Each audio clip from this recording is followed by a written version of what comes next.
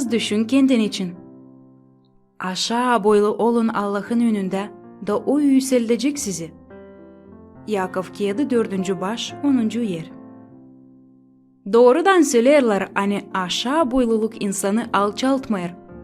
O sade üğreder onu ta az düşünsün kendisi için.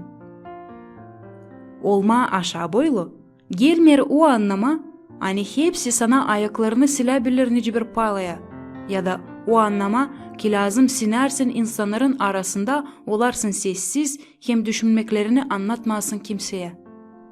Haliz aşağı boyluluk o anlamak hani hepsini sende var bugün onlar verili sana Allah'tan.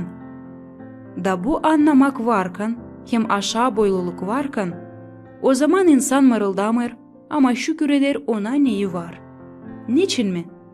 Çünkü Allah yarattı insanı topraktan da üfledi ona yaşamak ruhunu.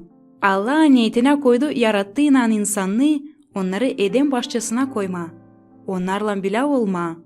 Sevindirmeye her gün kendi yarattığını. Ama insanlar ayırdı kendi istemeklerine göre yaşama. Değil Allah'ın kurallarına göre. Niye getirdi seslememezlik? Allah bize aklımıza getirir yaratılış kağıdında topraksın. Toprağa da döneceksin. Yaratılış kağıdı 3. baş 19. yer. Tutalım aklımızda yaşamamızın en iyi vakitlerinde da. Hani toprakız. Bu yüzden açan kullanırsın lüks maşını. Getir aklına hani bu ucuz topraktan yapılan insan oturur o maşınada. Topraktan insan yaşar lüks evde. Topraktan insan taşır en iyi giyimleri. Hani topraktan yapılan insan tutar yerlerinde daha çok para ne kadar halizden yeder onun güdesi.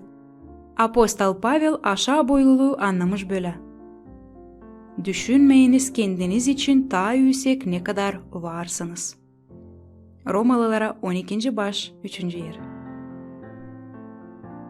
Bilir misin ne yapar topraktan insanı halizden pahalı? Hristos onun yaşamasında.